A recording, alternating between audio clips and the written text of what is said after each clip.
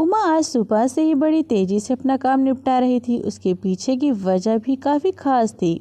उसके पूरे 3 साल बाद अपने मायके जाने का मौका जो मिला था। काम करते वक्त वह काफी रिलैक्स थी क्योंकि सासू माँ ने उससे कहा था कुछ दिनों तक दीपा जो कि उसकी नंद थी नहीं आने वाली है। उसकी यह एक नंद 100 के बराबर थी। उमा शादी करके जब घर आई थी तब दीपा को अपनी बहन की तरह प्यार करती थी क्योंकि उसे खुद की कोई बहन नहीं थी। लेकिन कुछ ही हफ्तों में ही उसे ये पता चल गया कि उसकी नंद किसी जेलर से कम नहीं है।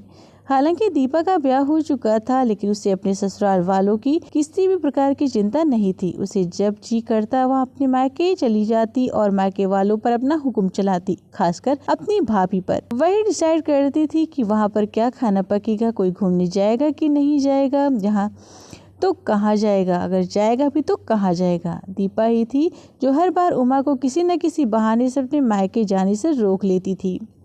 लेकिन आज का दिन कुछ अलग था क्योंकि माँ के कहने पर दीपा के पति ने उसके मायके जाने का इंतजाम कर दिया था। ट्रेन की भी टिकट बुक हो चुकी थी। सारा काम खत्म करने के बाद उमा अपने पति के साथ अपना सामान लेकर घर के बाहर निकले ही थी कि सामने से दीपा आती हुई दिखाई दी।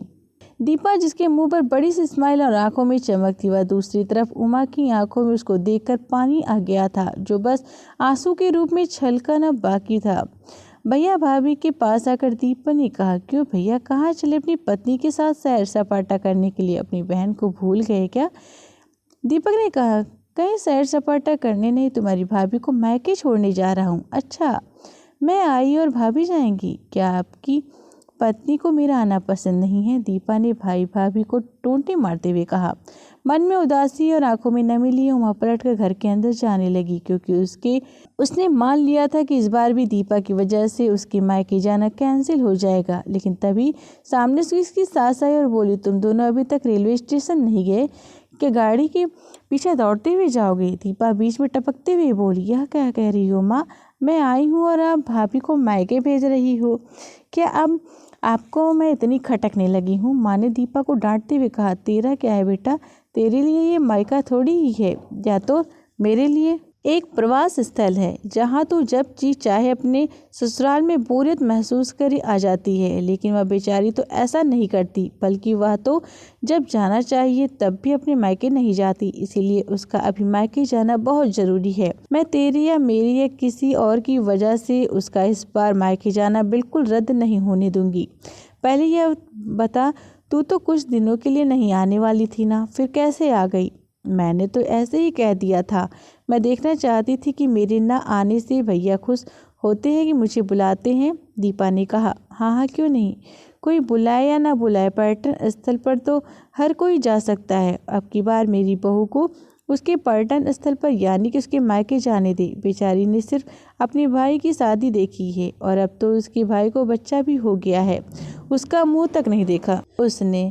उसे भी अपने हिस्से का सुख भोगने दे। माँ ने दीपा को फटकारते हुए और उमा की साइड लेते हुए कहा। अपनी सास के मुंह से अपने लिए ऐसे शब्द सुनकर उमा की आंखें छलक आई। उसने अपनी सास को गले से लगा लिया।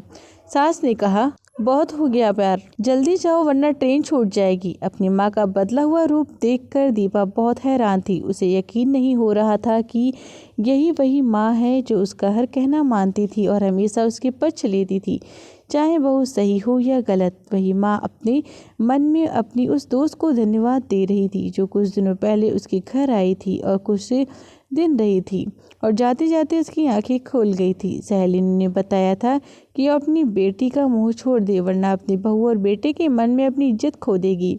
बिना सोचे समझे, बिना अच्छे बुरे का विचार किए हर फैसला सिर्फ अपनी बेटी के हिसाब से लेना सही नहीं है।